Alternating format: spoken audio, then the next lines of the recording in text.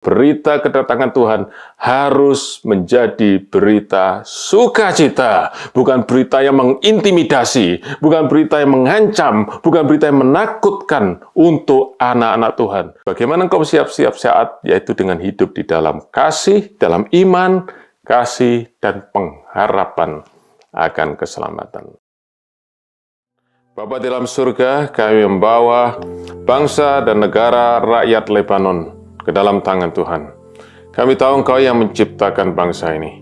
Dan kami tahu Tuhan, bangsa ini ada hatimu, dan Kau punya rencana yang indah untuk bangsa ini. Kami berdoa Tuhan untuk bangsa Lebanon yang saat ini sedang mengalami banyak masalah di bidang politik, ekonomi, dan sosial. Kami percaya Engkau mengasihi bangsa ini. Dan kami percaya setiap jiwa di bangsa ini berharga di mata-Mu ya Tuhan. Karena itu kami berdoa, biar Engkau menyatakan belas kasihan-Mu atas bangsa ini. Tuhan, pulihkan dan selamatkan negeri Lebanon dari kehancuran dan dari pihak manapun yang ingin manfaatkan krisis yang sedang terjadi di negeri ini. Tuhan, biar Engkau menuntun pemerintahan Lebanon menjadi pemerintahan yang bersih, berdaulat, dan Engkau yang mencurahkan hikmat atas para pemimpin ini, yang boleh memberi kepada mereka kemampuan ilahi untuk memimpin negara Lebanon keluar dari berbagai krisis yang ada. Kami berdoa untuk gereja-gereja Tuhan yang ada di Lebanon. Curahkanlah Roh Kudus-Mu dan biarlah Tuhan mereka boleh mengalami kebangkitan yang boleh menyatukan hati mereka menjadi terang, menjadi berkat bagi bangsa Lebanon. Dan kami berdoa untuk unity dari gereja-gereja yang ada di sana, yang boleh Tuhan membawa pemulihan dan berkat atas negeri Lebanon. Tuhan, biar Engkau datang untuk memberi kehidupan dalam damai sejahtera untuk bangsa Lebanon. Doa kami untuk Lebanon, Tuhan, pulihkan dan selamatkan bangsa ini untuk kemuliaan nama-Mu.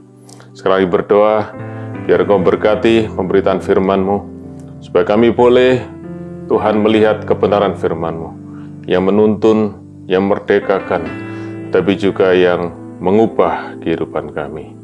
Urapi firman ini Tuhan, supaya boleh hidup di dalam hati dan pikiran kami. Dan biar firman-Mu hari ini memberkati kami semua. Di dalam nama Tuhan Yesus kami berdoa.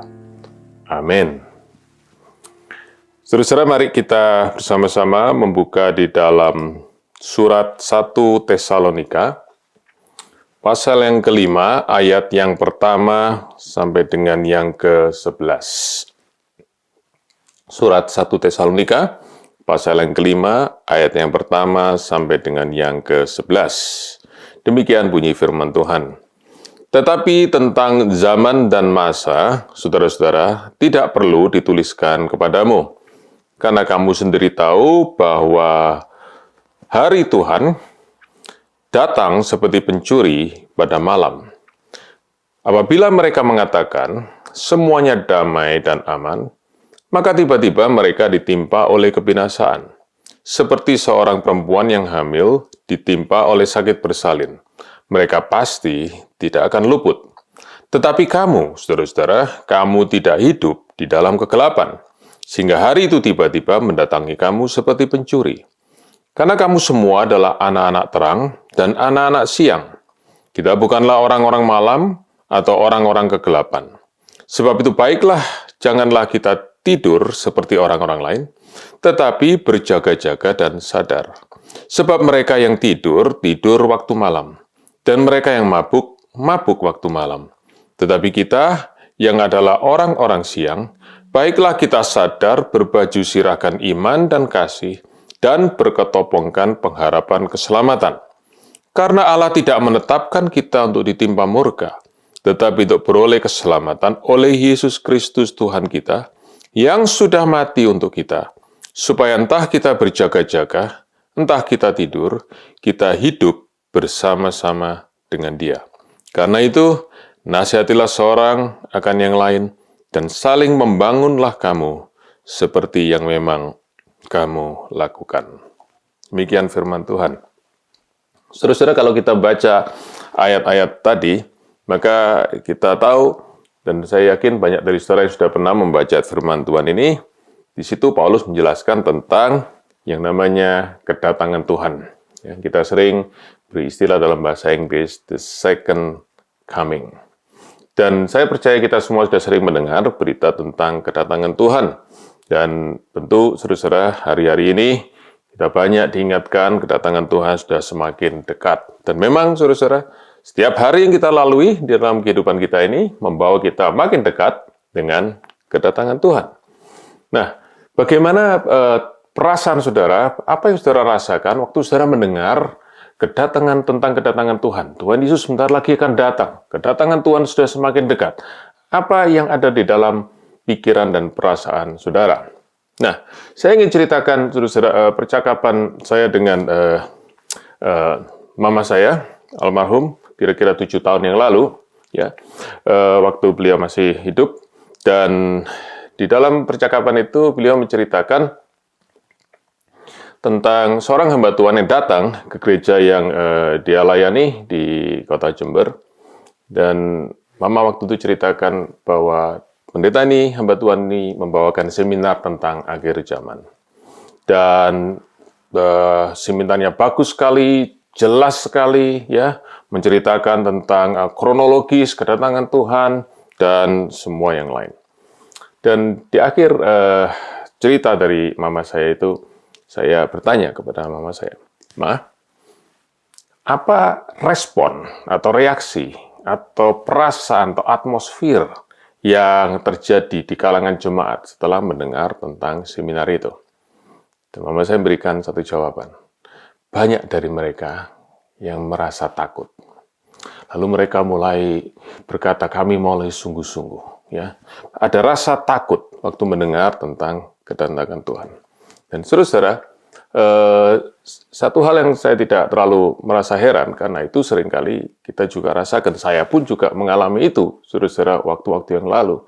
Setiap kali mendengar kedatangan Tuhan, saudara, ada rasa takut, ya, rasa cemas, ya, rasa khawatir, apa yang akan terjadi nanti, bagaimana dengan saya nanti kalau Tuhan datang.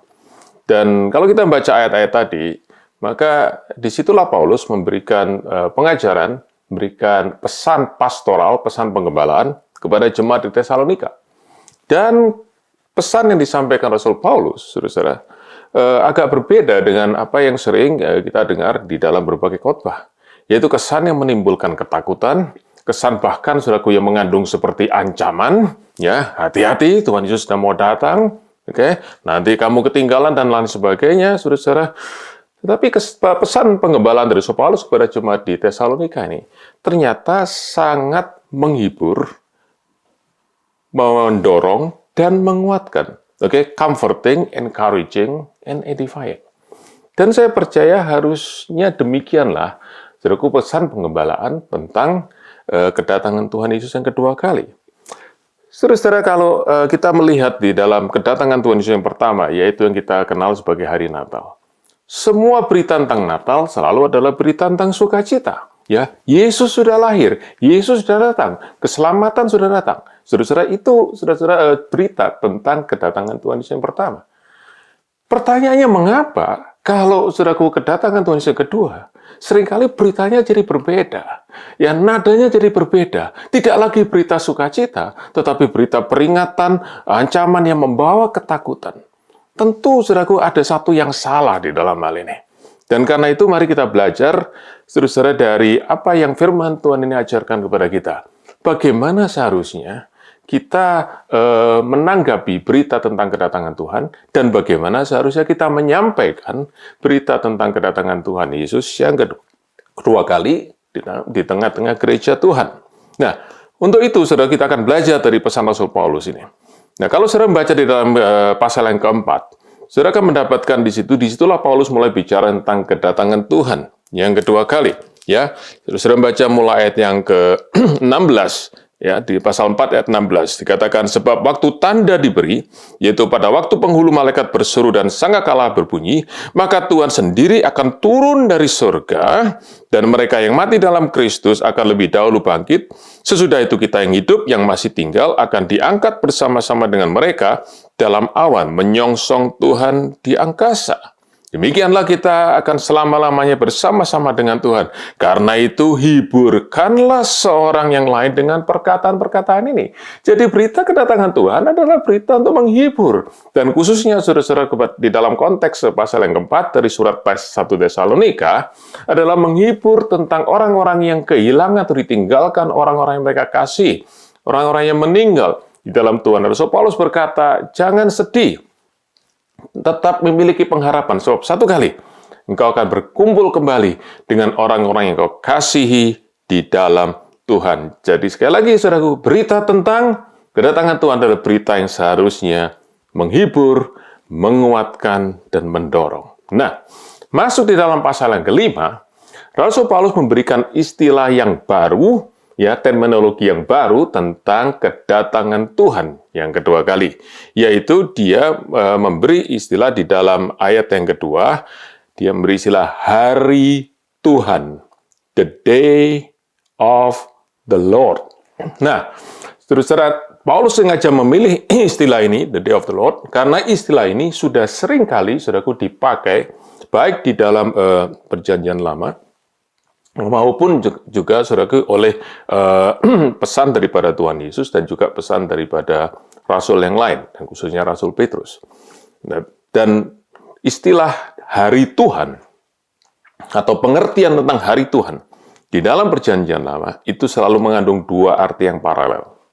Arti yang pertama, hari Tuhan itu adalah bicara tentang penghukuman Tuhan, penghakiman dan penghukuman Tuhan atas dosa dunia ini. Adalah hari di mana Tuhan menyatakan penghakiman dan menghukum saudara-saudara dunia ini karena dosa-dosa mereka. Itu di satu sisi. Tetapi di sisi lain, hari Tuhan itu adalah bicara tentang hari keselamatan atau penggenapan atau puncak daripada keselamatan untuk umat Tuhan. Orang-orang yang percaya, umat pilihan Allah, mereka pada hari Tuhan itu, mereka akan mengalami kepenuhan akan keselamatan mereka di dalam Tuhan. Saya berikan contoh, saudara-saudara, dua ayat yang bicara tentang hari Tuhan dari Perjanjian Lama dan Perjanjian Baru. Yang pertama kita lihat dari kitab Yoel, pasal yang kedua. Saya yakin banyak saudara yang sudah pernah dengar kisah ini, karena ayat-ayat yang kalimat-kalimat diucapkan lewat nubuatan Nabi Yoel ini, itulah yang dikutip oleh Rasul Petrus pada hari Raya Pentakosta yang tercatat dalam Kisah Rasul pasal yang kedua. Tapi mari kita baca apa yang Yoel katakan dari kitab Yoel pasal yang kedua, mulai ayat yang ke-30 sampai dengan 32. Demikian firman Tuhan, aku akan mengadakan mujizat-mujizat, tanda-tanda di langit, di bumi, darah, dan api, dan gumpalan-gumpalan asap.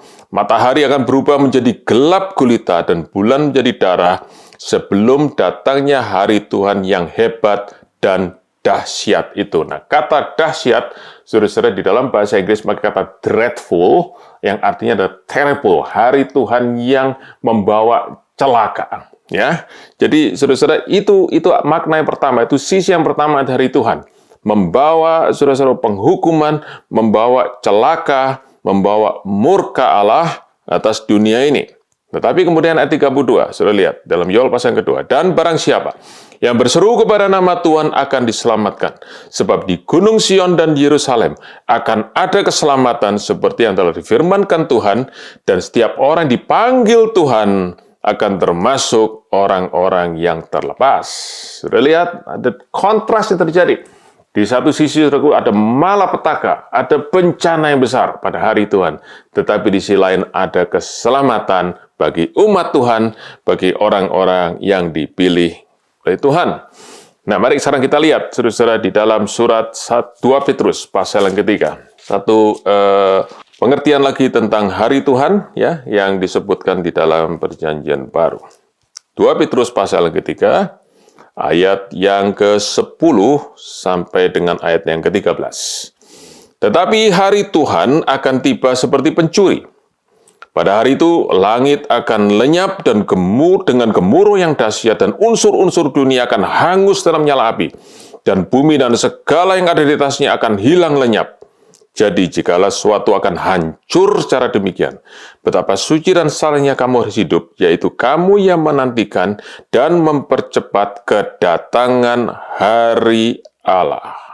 Pada hari itu, langit akan binasa dalam api dan unsur-unsur dunia akan hancur karena nyalanya. Sudah lihat, saudara, semua bicara tentang malapetaka, bicara tentang saudara kehancuran, karena murka Allah tertimpa atas dunia ini. Tetapi ayat 13, tetapi sesuai dengan janjinya, kita, saudara dan saya, kita di dalam Tuhan, kita orang-orang percaya, kita umat pilihan Allah, kita menantikan langit yang baru dan bumi yang baru, di mana terdapat kebenaran.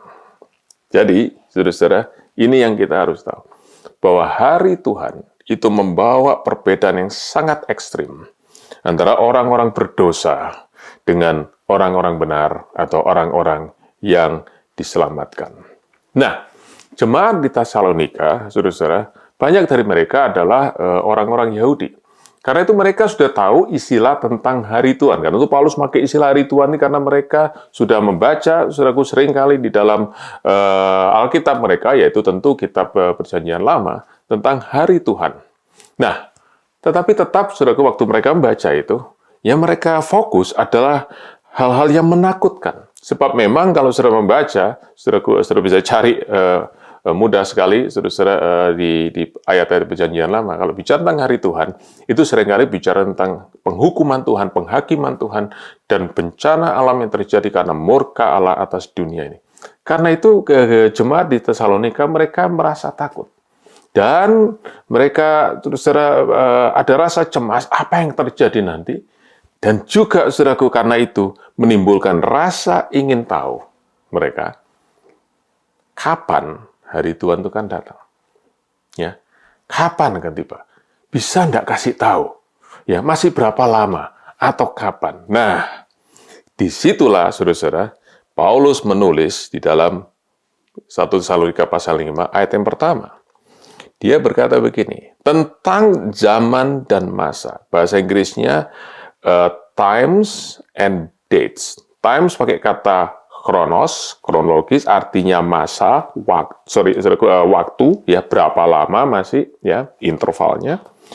Dan masa, itu pakai kata dates, dalam bahasa Inggrisnya, tanggal, itu pakai, di dalam bahasa Yunani pakai kata kairos. Ya, jadi kronos dan kairos. Kapan kronos dan kairosnya? Dari hari Tuhan, kedatangan itu. Dan Paulus berkata, kami tidak perlu nulis sama kamu. Artinya kami tidak perlu bahas itu. Mengapa, saudara-saudara? Karena Rasul Paulus ingin berkata pada mereka, kami nggak tahu. Kami tidak tahu kronos dan kairosnya dari hari Tuhan atau hari kedatangan Tuhan itu. Dan saudara-saudara, ini satu pesan yang penting untuk kita semua. Bahwa Rasul Paulus sudah berpesan, dan tentu saudaraku itu mengulang daripada pesan Tuhan Yesus. Saudaraku sudah bisa baca di Matius pasal 24. Berkali-kali Tuhan Yesus berkata, hari dan saatnya tidak ada yang tahu, tidak seorang pun yang tahu. Nah, karena itu satu kesalahan buat kita. Kalau kita terus, saudaraku, mencoba mengotak-atik dan mencari tahu, menghitung-hitung, untuk menebak, untuk memprediksi, ya, untuk, saudaraku, mengestimasi, bahkan, saudaraku, untuk meramalkan kapan kedatangan Tuhan Yesus yang kedua kali. Rasul Paulus berkata, kita tidak pernah tahu. Ada tanda-tandanya. Yang kemudian dia bahas di surat 2 Tesalonika pasal yang kedua. Ada tandanya, ada sesuatu yang kita bisa lihat, ya, ada gejalanya gitu. Kalau Tuhan Yesus mau datang, tetapi tetap kita tidak bisa tahu kapan, saat, dan waktunya. Karena itu, saudara-saudara, Paulus berkata, kami tidak mau nulis ini tentang kamu dan kepada kamu. Kami tidak mau bahas ini. Dan kalau Paulus pesan itu kepada jemaat di Tesalonika, tentu itu suatu pesan buat kita semua. jangan kita coba bahas tentang saat hari kedatangan Tuhan. Sebab kita tidak pernah bisa tahu, bahkan saudara-saudara kalau kita memaksakan itu, kita bisa tersesat. Dan saya percaya saudara sudah dengar berkali-kali, ramalan demi ramalan, prediksi demi prediksi, kapan Tuhan Yesus akan datang, tahun sekian, tahun sekian, tahun sekian. Dan saudara-saudara, beberapa ramalan itu sampai hari ini, saudaraku, tidak terjadi. Dan orang yang meramalkan itu sudah meninggal. Jadi, saudara-saudara, benar-benar, saudara-saudara, firman Tuhan ini pesan buat kita semua, dan Rasul Paulus menulis pesan ini sebab dia tahu, ya, dan oleh hikmat Roh Kudus, sampai hari ini Tuhan tahu bahwa gereja Tuhan di abad 21 ini pun masih punya keinginan yang sama seperti gereja di Tesalonika, yaitu ingin tahu, ingin memperkirakan kapan Tuhan Yesus datang kembali. Nah, sekali lagi, saudaraku, Rasul Paulus berkata, kami tidak perlu menuliskan tentang itu, karena kami tidak tahu. Tetapi juga, perhatikan ayat yang kedua, dikatakan, karena kamu sendiri sudah tahu. Perhatikan ayat-ayat yang kedua.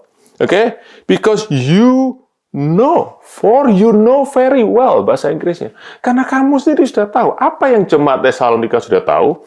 Yaitu ayat yang kedua, bahwa hari Tuhan itu akan datang seperti pencuri pada malam hari.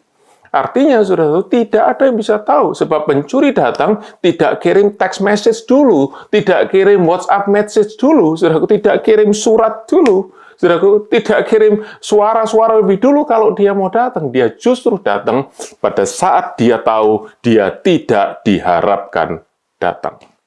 Nah, kalau saudara membaca ayat yang kedua, ada satu hal yang penting. Dikatakan begini, kamu sendiri tahu, benar-benar bahwa hari Tuhan datang seperti pencuri pada malam hari.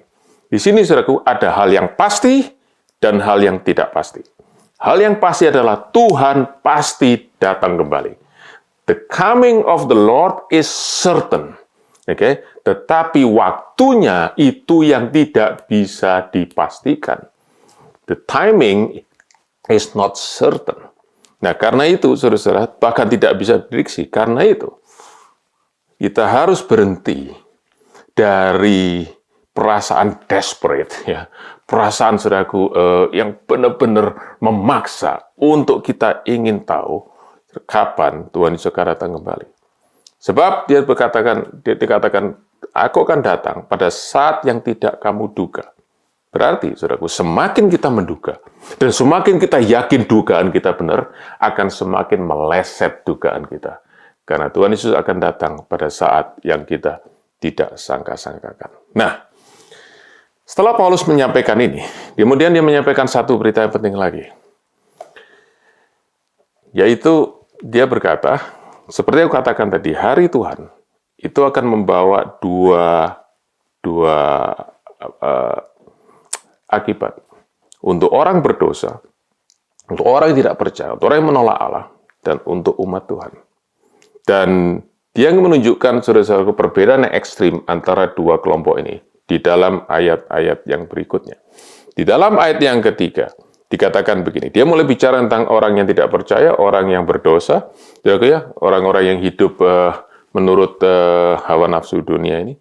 Dikatakan begini, apabila mereka mengatakan semuanya damai dan aman, maka tiba-tiba mereka ditimpa oleh kebinasaan seperti seorang perempuan yang hamil ditimpa oleh sakit bersalin. Mereka pasti tidak akan luput. Nah, saudara-saudara, ini yang Paulus ceritakan tentang orang-orang berdosa. Orang-orang yang menolak Allah. Mereka berkata semuanya damai dan aman. Itu adalah slogan yang sangat terkenal, saudaraku, dari Kekaisaran Romawi pada zaman itu. Tenang saja, percayalah, pemerintah akan bisa mengatasi ini semua.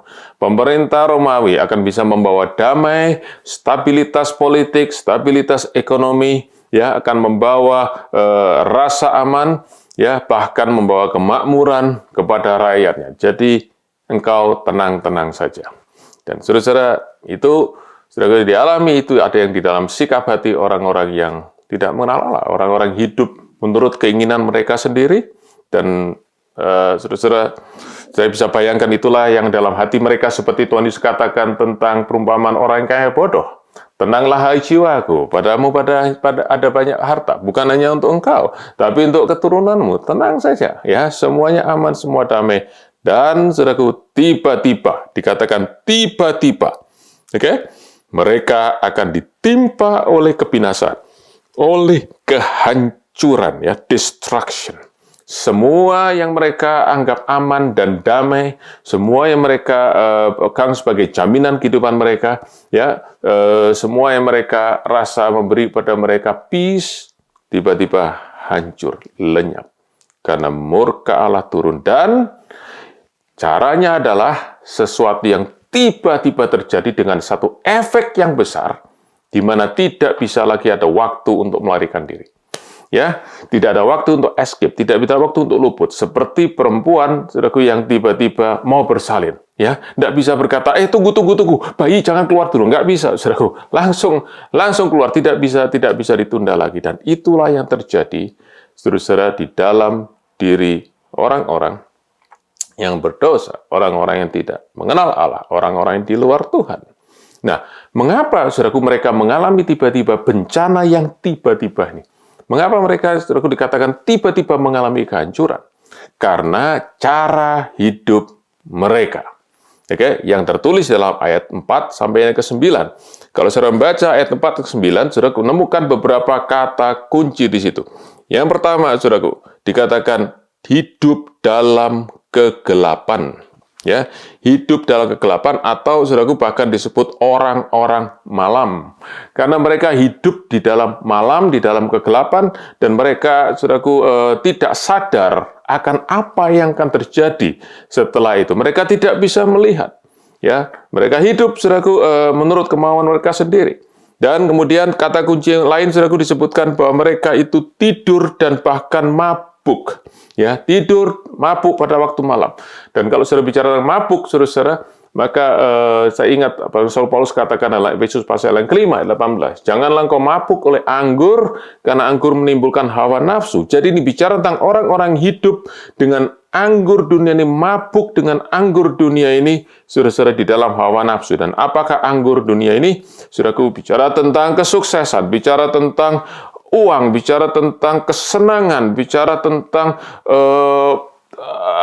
gengsi dan lain sebagainya, saudaraku, yang membuat orang itu mengutamakan dirinya, yang menjadikan dirinya seperti Allah. Mereka menyembah diri mereka sendiri, dan mereka mabuk di dalam kesenangan dan kemewahan dunia ini, dan mereka melupakan Tuhan. Nah, karena itu, saudara-saudara, hidup di dalam kegelapan atau malam, hidup seperti orang yang tertidur, bahkan orang mabuk. Karena darkness, sleepiness, and drunkenness, itu yang membuat mereka tidak siap menunggu waktu hari Tuhan itu datang. Mereka tidak siap waktu hari Tuhan itu datang, karena mereka ada dalam kegelapan, tidur, bahkan mabuk. Dan karena itu, saudaraku, mereka mengalami seperti orang yang pada waktu malam rumahnya, saudaraku, dijarah oleh pencuri. Mereka mengalami kehancuran karena mereka tidak siap untuk menghadapi itu. Itu, saudaraku, adalah orang-orang yang di luar Tuhan. Orang-orang berdosa, orang-orang yang tidak mengenal Tuhan. Nah, tetapi kemudian Paulus memberikan satu kontras di ayat keempat. Tetapi kamu, saudara-saudara, kamu tidak hidup dalam kegelapan. Dia berkata, kamu orang-orang percaya, kamu tidak seperti mereka. Kamu tidak seperti orang dalam kegelapan, sehingga hari Tuhan tiba-tiba mendatangi kamu seperti pencuri. Sudah melihat ada kontras antara ayat 3 dan ayat 4. Ayat 3 dikatakan orang berdosa kan kaget, mereka akan panik, mereka tiba-tiba, saudara, seperti mengalami sesuatu yang mereka tidak pernah sangka-sangkakan. Saudara, kalau saudara bisa bayangkan seperti dialami oleh Ayub di dalam perjanjian lama. Ya, satu hari, saudaraku, tiba-tiba hartanya habis. Ya, orang-orang Kasdim, saudaraku, merampok ternaknya, gembalanya kena kilat halilintar, saudaraku, tewas, saudaraku, di padang, anak-anaknya mati, saudaraku, karena rumahnya roboh. Saudaraku, satu hari mengalami bencana yang begitu rupa, dan saudaraku, bencana itu jauh lebih besar lagi yang dialami pada waktu hari Tuhan. Dan orang tidak siap seperti itu. Tetapi, saudaraku, untuk anak-anak Tuhan, dikatakan kita tidak akan mengalami hari Tuhan seperti orang yang kerampokan atau orang yang kecurian. Ya, jadi saudara-saudara, itu yang Paulus katakan ayat keempat. Nah, perhatikan, ayat keempat tidak berkata bahwa tidak berarti bahwa kita, anak-anak Tuhan, kita akan tahu kapan Tuhan itu datang. Kita tidak akan tahu. Tetapi walaupun kita tidak tahu, kita tidak akan terkejutkan, kita tidak akan mengalami shock seperti sesuatu yang buruk terjadi di dalam diri kita. Mengapa? Karena dikatakan kita tidak dalam kegelapan. Karena kita di dalam siang dan kita tahu, bahkan kita mengharapkan kedatangan Tuhan. Because we are ready, because we know, nomor satu, kita tahu Tuhan itu datang. Dua, kita siap, we are ready. Dan yang ketiga, kita expect, kita menantikan kapan Tuhan itu datang. Karena itu waktu itu datang, saudara-saudara, tentu saudara kita tetap tidak tahu, tetapi kita tidak akan terkejut seperti ada malapetaka yang datang menimpa kita. Terus saudara, orang percaya maupun tidak percaya, orang benar maupun orang berdosa, sama-sama tidak tahu kapan Tuhan datang. Tetapi yang mereka alami dan respon mereka waktu Tuhan datang akan sangat berbeda. Nah, karena itu, saudara-saudara, apakah kedatangan Tuhan itu adalah seperti kedatangan seorang pencuri di waktu malam? Atau seperti kedatangan seorang tamu yang kita tunggu di waktu siang? Itulah perbedaan antara orang berdosa, orang yang menolak dan tidak mengenal Allah, dengan kita yang diselamatkan. Di mana posisi saudara hari ini? Nah, karena itu, saudaraku, Paulus memberikan satu kontras antara kehidupan anak-anak yang dalam kegelapan dengan kehidupan anak-anak terang. Saudara lihat tadi dalam ayat 4-9, Paulus memberikan, saudaraku, kriteria anak-anak kegelapan atau anak-anak malam, oke? Ya. Dan kalau bicara tentang malam gelap, selalu bicara tentang kejahatan, tentang dosa, saudaraku. Ya, hidupnya adalah dalam kelengahan atau tidur dan dalam kemabukan hawa nafsu. Sebaliknya, kalau saudara baca dalam ayat 4 sampai ayat yang ke-8, sama juga, saudaraku, di situ dikatakan kontrasnya, berlawanan. Dikatakan anak-anak terang atau anak-anak siang, anak-anak Tuhan, oke, mereka dikatakan berjaga-jaga dan sadar. Mereka tidak tertidur, mereka tidak mabuk.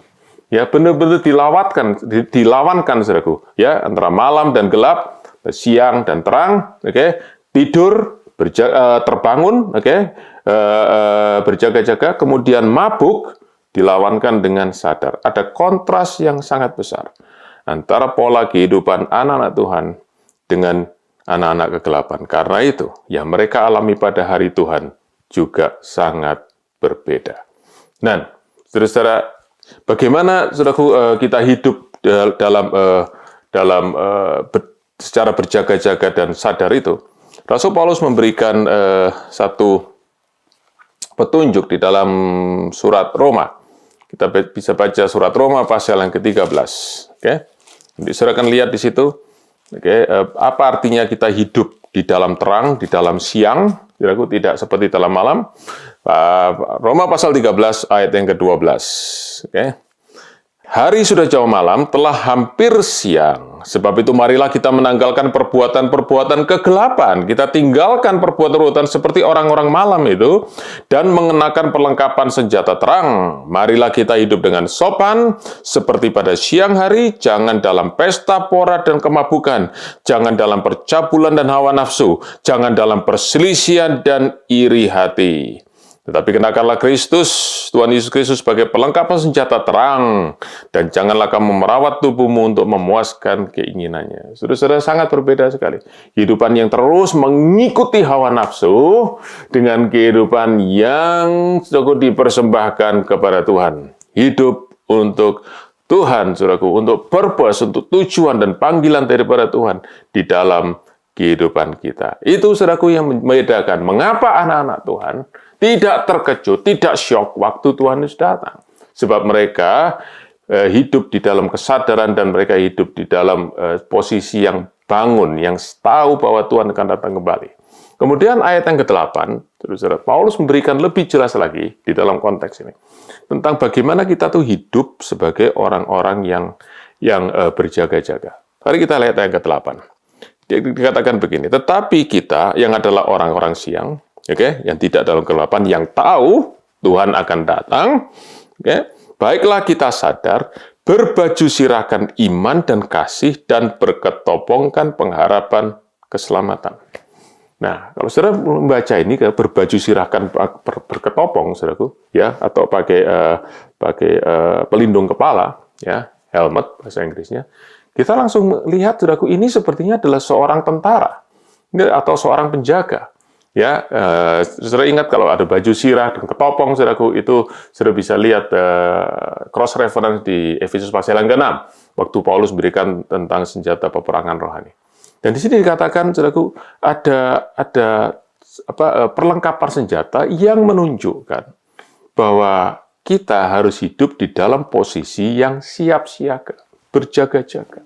Ya, seperti seorang pengawal, ya, seorang penjaga yang sedang lagi bertugas untuk berjaga, tidak boleh lengah, dan saudaraku harus dengan perlengkapan senjatanya. Dan ini menunjukkan, sekali lagi saudaraku, seorang yang selalu siap dan berjaga-jaga untuk menunggu kedatangan Tuhan. Nah, tetapi sekarang kita harus mengerti, saudaraku, apa yang dimaksud dengan sikap hati berjaga-jaga itu?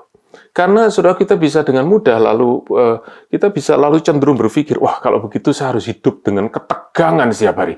Tuhan datang nggak ya? Hari ini datang nggak ya? Datang nggak ya? Ya, saya harus siap-siap. Oke, hari ini gimana? Apa yang masih kurang beres dan lain sebagainya. Kita hidup di dalam ketegangan, berjaga-jaga di dalam ketegangan. Dan Paulus berkata, bukan itu. Berjaga-jaga tidak hidup di dalam ketegangan atau bahkan kekhawatiran, ketakutan seolah-olah bahaya akan terjadi. Tetapi dia berkata, kalau engkau berjaga-jaga seperti seorang prajurit, engkau berjaga-jaga dengan 3 hal, yaitu apa? Iman, kasih, dan pengharapan akan keselamatan. Dan saudaraku, tidak mungkin orang hidup dengan iman dan kasih hidup di dalam ketegangan dan ketakutan dan kekhawatiran. Dan itulah, saudaraku, cara hidup, pola hidup anak-anak Tuhan waktu menunggu kedatangan Tuhan. Kita hidup dengan iman yang kita wujudkan di dalam kasih.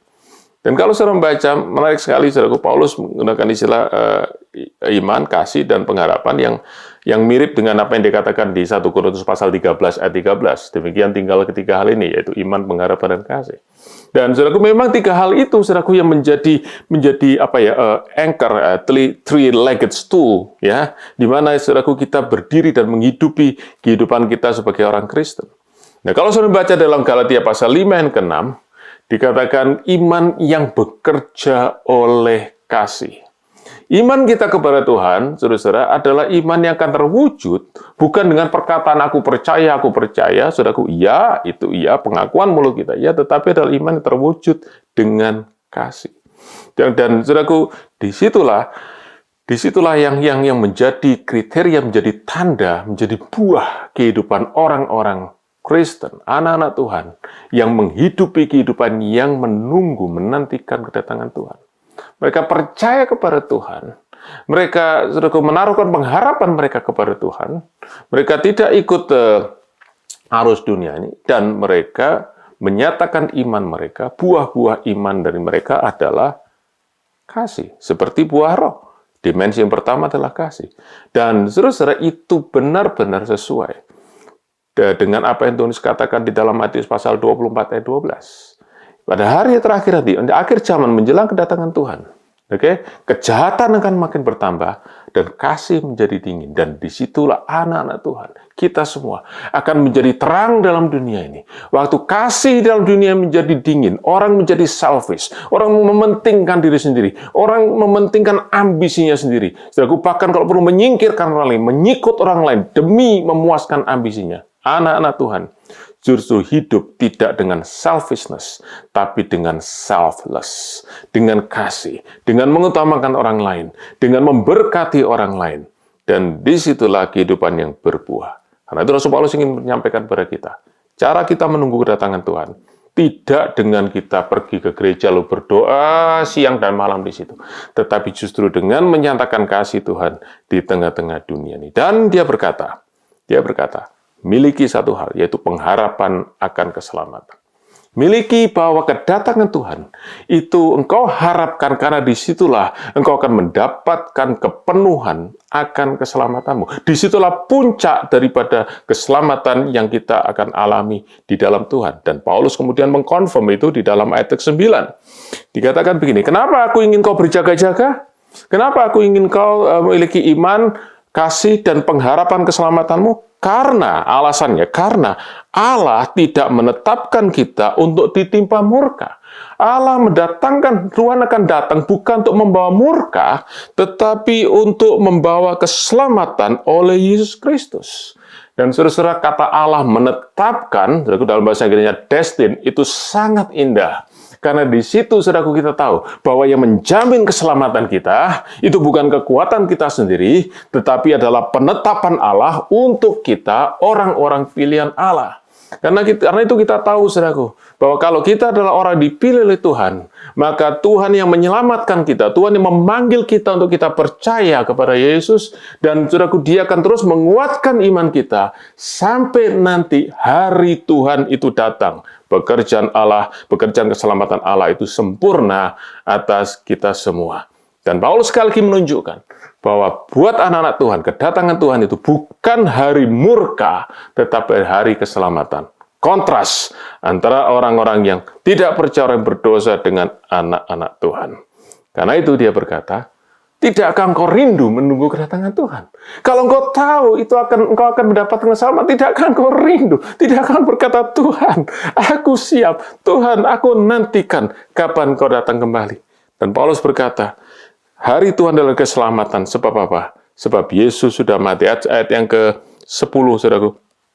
Katakan, Yesus Kristus sudah mati untuk kita. Supaya saudaraku, kita bisa hidup bersama dengan Dia. Entah kita tertidur, entah kita berjaga-jaga, artinya, saudaraku, baik kita yang masih hidup, maupun kita yang sudah tertidur dalam arti mati, saudaraku, yang dia katakan dalam pasal yang keempat, saudaraku, kita semua akan bersama-sama dengan Tuhan. Dan, saudaraku, kita bersama-sama dengan Tuhan, itulah our best life. Dan karena itu, saudara, kalau kita mengerti, saudaraku, tentang hal ini, maka kita tidak bisa lagi takut.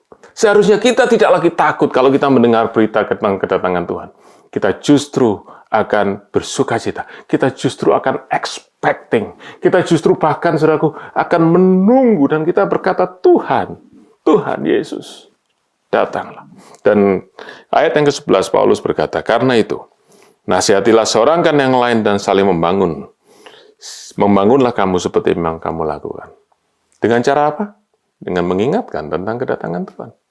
Kedatangan Tuhan, saudaraku, mengingatkan kedatangan Tuhan adalah cara untuk membangun pengharapan, membangun sukacita, membangun, saudaraku, kita yang mulai lemah, mulai lesu, saudaraku, kita yang mulai rasa capek, saudaraku, kita diingatkan kembali, hei, Tuhan akan datang.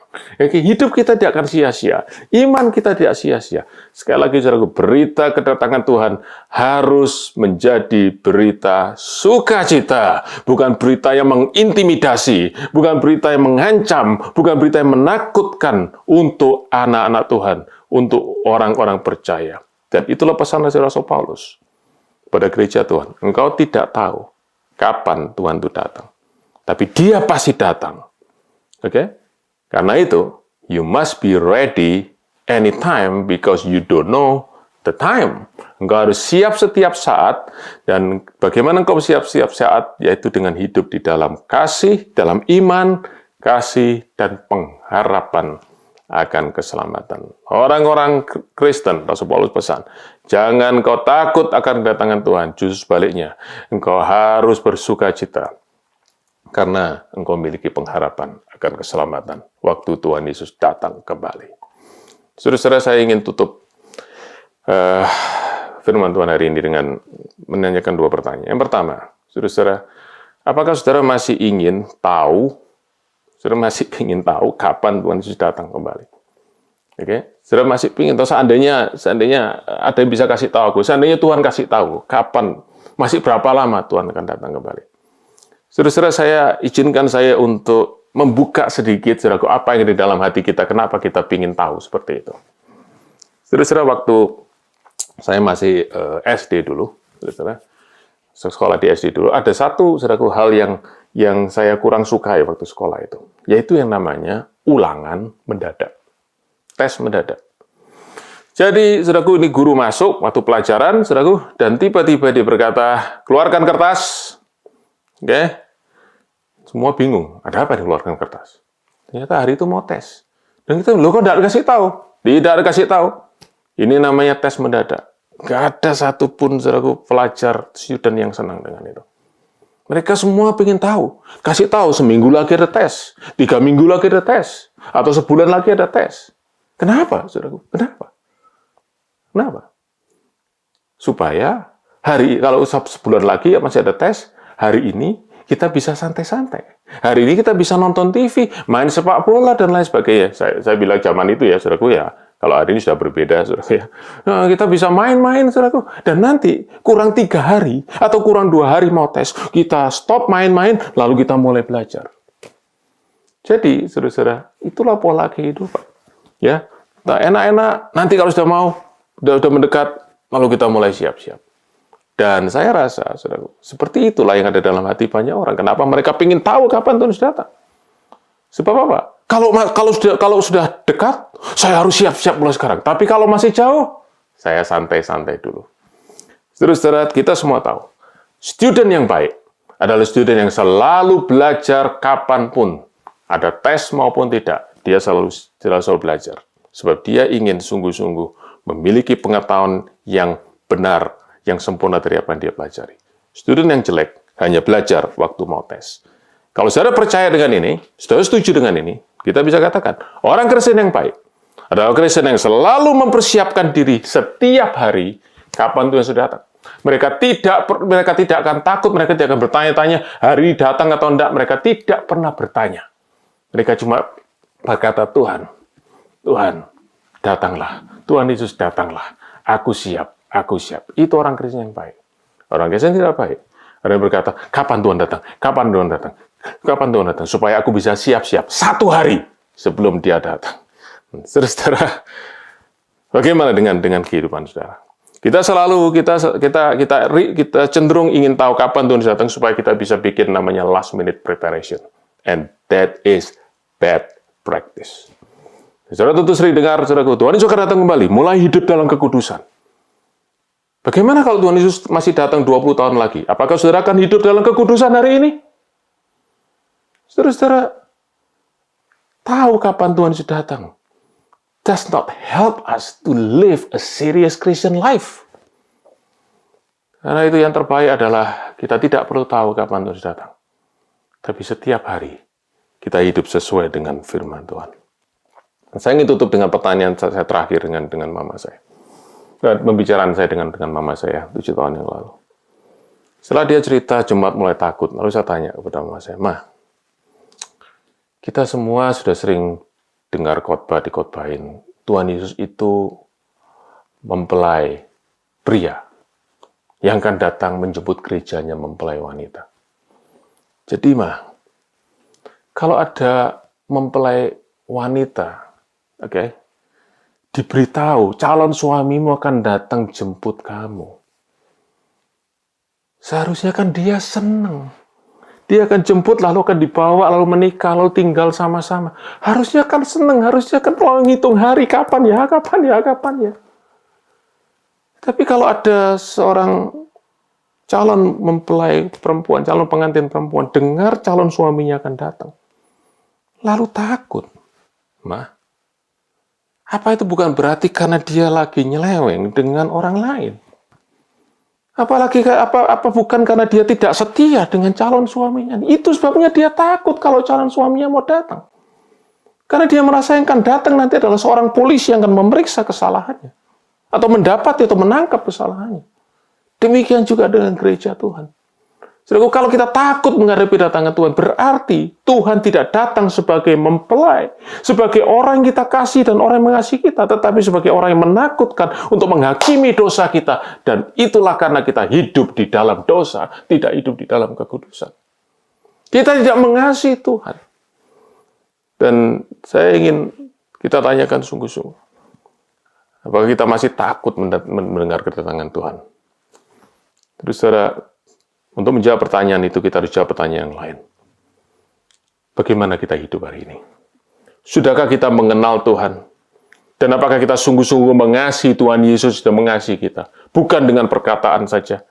Bukan dengan nyanyian saja, I love you, I love you, I love you. Tapi dengan seluruh kehidupan kita. Dalam seluruh kehidupan kita, kita mengasihi Tuhan, kita hidup untuk Dia yang sudah mati untuk kita.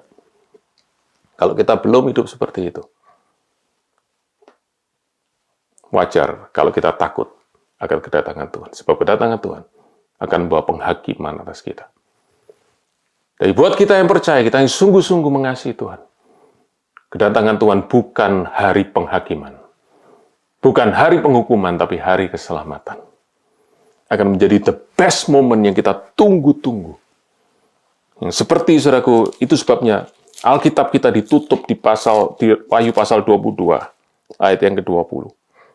Yang berfirman, Tuhan berfirman, memberi kesaksian tentang semuanya. Tuhan berfirman, ya, aku datang segera.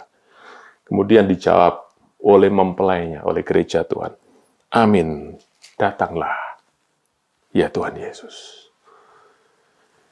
Saya berdoa, firman Tuhan hari ini boleh membawa kita kembali pada pertobatan yang sungguh-sungguh. Bukan hanya saudara lalu kita berkata, sekarang Tuhan Yesus mau datang, kita mau sungguh-sungguh. Tidak, tapi kita berkata, Tuhan, mulai hari ini, aku tidak akan hitung-hitung kapan Kau datang, tapi aku akan hidup sungguh-sungguh. Supaya setiap hari, aku hidup sebagai orang yang menantikan kedatangan-Mu. Dengan iman, kasih, dan pengharapan akan keselamatan yang Kau berikan pada hari Tuhan. Kapan saja Engkau datang, aku siap dan aku menantikan hari yang mulia itu. Datanglah Tuhan Yesus. Aku mencintai Engkau. Mari kita berdoa. Bapa dalam surga, biar firman-Mu hari ini berbicara lebih dalam hati setiap anak-anak-Mu, lebih daripada yang hamba-Mu bisa sampaikan. Dan biar firman ini boleh mengubah seluruh hati dan pikiran kami, pengertian kami tentang kedatangan-Mu. Tuhan, biar lewat ini semua, kami yang mengasihi Kau, kami boleh makin merindukan kedatangan-Mu. Dan kami makin sungguh-sungguh Tuhan, untuk menghidupi kehidupan yang Kau beri kepada kami. Dengan iman kami kepadamu, dengan kasih yang kami nyatakan kepada Tuhan dan kepada sesama kami, pada orang-orang lain, sehingga hidup kami jadi berkat, jadi terang. Dan kedatangan Tuhan boleh menjadi satu hal yang menjadi pengharapan kami.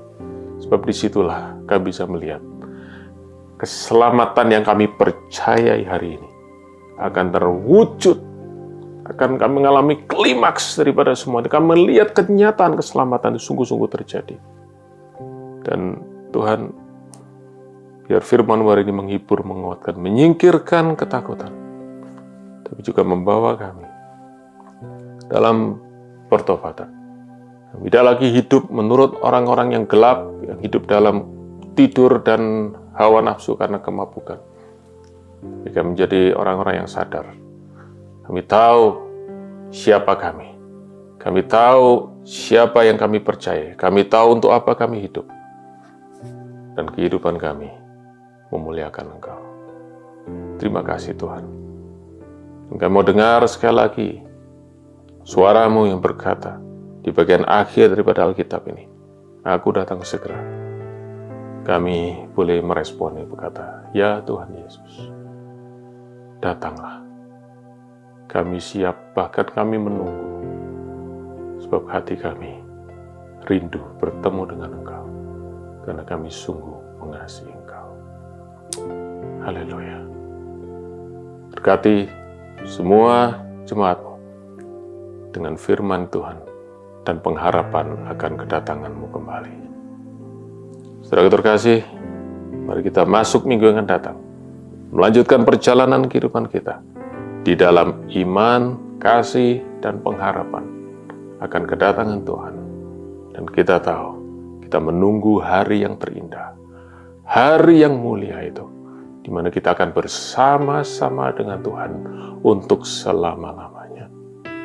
Berkatilah saudara semua dalam damai sejahtera, sukacita, pengharapan akan keselamatan di dalam Tuhan Yesus Kristus. Karena itu terimalah kasih karunia daripada Tuhan Yesus, berkat daripada Allah Bapa, dan persekutuan Roh Kudus menyertai kita hari ini, sampai kita bertemu dengan Tuhan dalam kemuliaan kekalan. Haleluya. Amin. Tuhan berkati saudara semua. Sampai kita bertemu kembali di dalam ibadah yang akan datang. Haleluya.